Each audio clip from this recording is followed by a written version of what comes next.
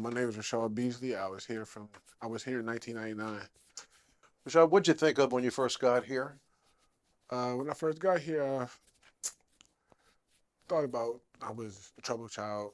Uh, I was thinking about going home actually. I bet. What brought you here? What was the reasons for you coming here? um, I was on probation and I got into a little bit of trouble with my probation, and I was actually going to get committed to the state to go down to the juvenile state penitentiary.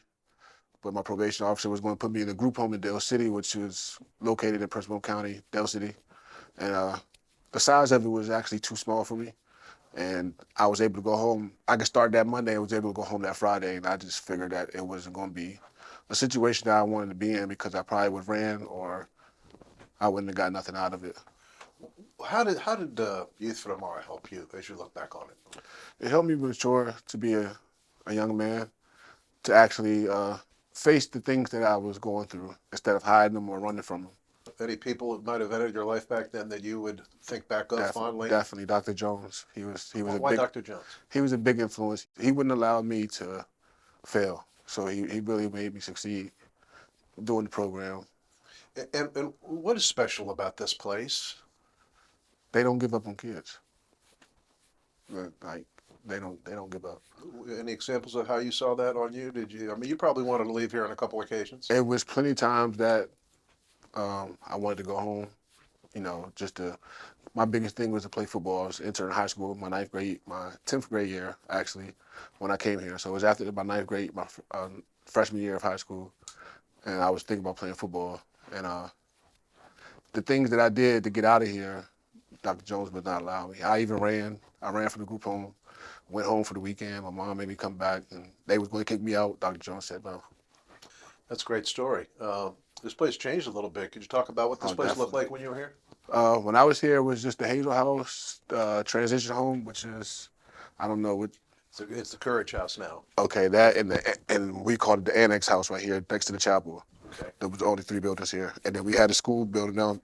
The school down there was Trellers. So you were the trailer era here. We've seen some pictures of that. And when you drove up in today, or you've been here recently, but when you came back for the first time after being gone so long, what were your thoughts on how big this place is? Amazing.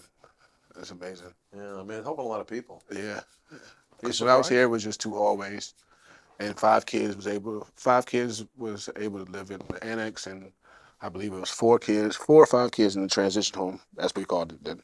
You know, Coach Gibbs founded the youth home using godly principles, as he called it, as his guide. What did that mean to you at the time, and what has that meant to you since? They was big on Christianity and Bible stuff, so it meant a lot because it actually got me in tune with the Lord. Because we used to have Bible study, we used to go to church. That's when they built the church right here. We was there when they built that church. So we used to go to campus, and we had some.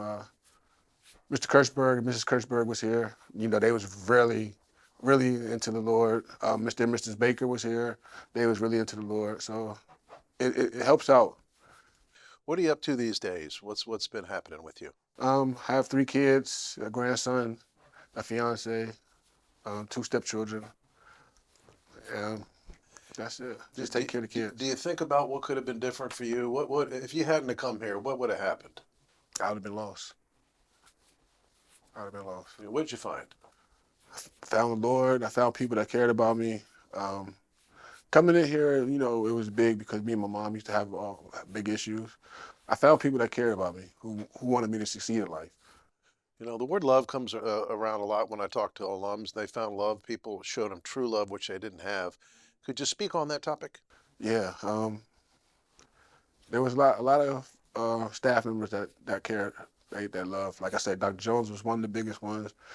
Miss Hoskins, she was another one. And the love that we had, the love they had for the kids here, you know, was amazing. Because If you could mentor someone or give somebody some advice who might have faced the same thing that you faced, what would you tell them? um, integrity, you got integrity was one of the biggest things I learned, and which was being honest with yourself, and that's what got me through the program. And when you look back on your times, as we wrap it up, what are your emotions when you think, about YFT? Because I think the people I've talked to, it did change their life, and they still think about it to this day. Yeah, I love it. That's why I tried my best to come back as much as I can and see Dr. Jones.